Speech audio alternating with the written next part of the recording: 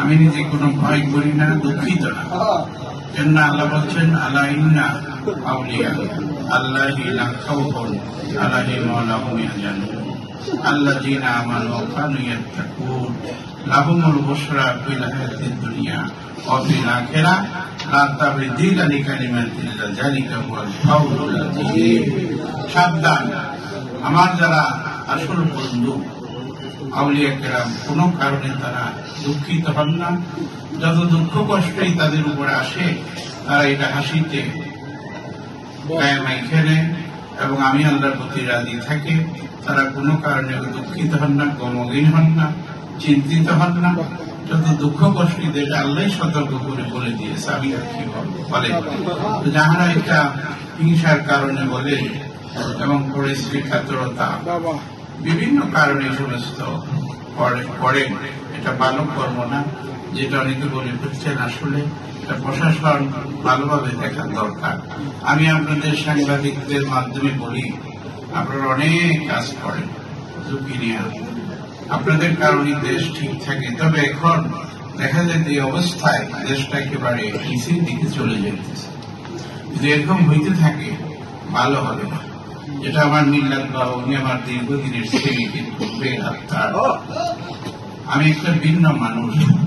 যে মাওলানা আলোচনা করলো, উনি কিন্তু একজন জামাতপন্থী খারিজি বড় একজন মুফাসসির। আমি তাকে তরিকা দিচ্ছি, সে বহুদিন আমার সঙ্গ করে।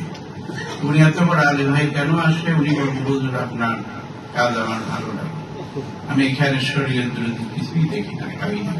আর তারা নাকি শরীয়ত বিরোধী কি পায়, কি দেখে, হিংসার কারণে সমস্ত।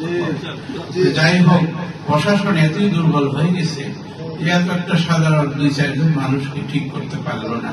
তাই জন্য সারা দেশ কিভাবে চালাবে? আমি আপনাদের মাধ্যমে এখন যারা সরকারের প্রধান আছেন এদেরকে বলি যে সহজে লভ্য বস্তুর মূল্য বোঝে না।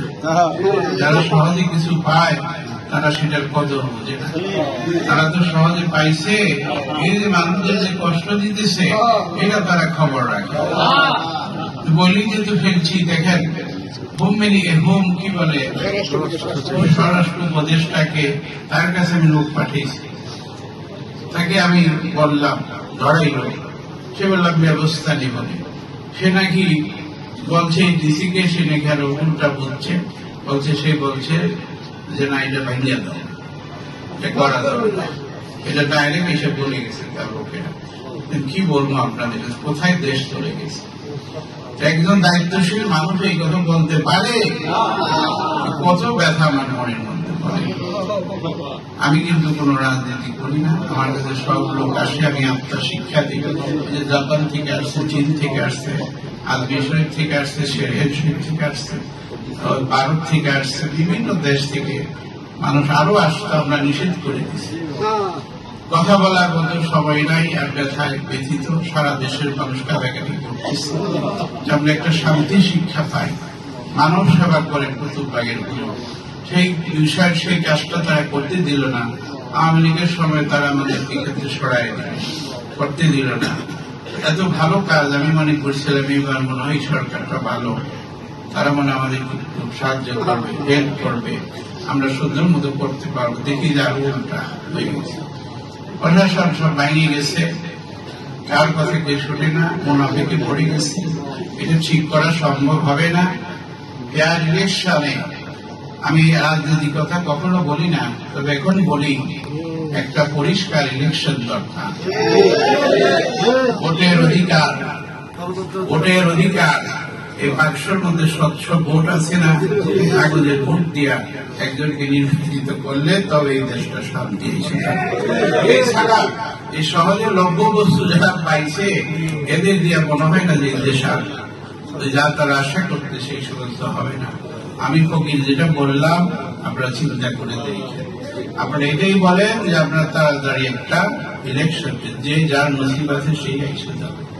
আপনার একটা যা চাইতে যে আর একটা পাইছেন না, কি বলে, এই জন্য এখন বসতেছে না। মানুষের কষ্ট দুঃখ এত সুন্দর কাজের মধ্যে এসে বাধা দিয়ে সেটুকুই যেহেতু নিয়ন্ত্রণ করতে পারেন না। সাইদুরের নাম আমরা বলে দিলাম, ও খেজুর বাগান মসজিদের একজন ইমাম, আরেকজন নাম হলো কি এখানে আব্দুল্লাহ, আরেকজন হলো ইতিহাসগাঁও মসজিদের ইমাম, আরেকজন হলো সকিনা মসজিদের ইমাম। সে যে লোক আসলো, আমরা তাদেরকে বললাম যে আমাদের কাছে কেন আসছেন, ওই মসজিদে যাইয়া দেখেন। সেইখানে আরো 2 ঘন্টা মিটিং করে তারা ওই পথের মধ্যে চলে গেছে। আমি বললাম না, আমি বুঝে ফেলছি, আমি কখনো সংঘাতে যাব না। আমি বুঝছি তারা আমাকে আমার জাকেরাদের ক্ষতি করার জন্য, কিন্তু আমার একটা জাকেরের অসমের ক্ষতি হবে আমি সহ্য করবো না, এবং যারা আসবে তাদেরও ক্ষতি হইল আমি চাই না। আমি চাই শান্তি, সুফিবাদেরও শান্তির পথ। যাই হোক, আপনারা এই কথাটি বলাইলেন আমাকে দিয়ে, আমি বলতে চাই না। যাই হোক, এই ব্যথায় মধ্যে আছি। এখন নামাজ হবে, যে যেখানে আসছেন নামাজের প্রস্তুতি নেন। আর আপনারা কষ্ট করে আসছেন সাংবাদিক, আপনাদেরকে আমি দোয়া করি আপনাদের মাধ্যমে সত্যটা প্রচার হোক, সত্যটা মানুষ জানুক। আপনারা এটা চেষ্টা করবেন, মানুষ এবং সত্য বলার আল্লাহ তৌফিক দেবেন। খানা খেয়ে যাবেন, সকলেই খানা তাবারক দিয়ে যাবেন।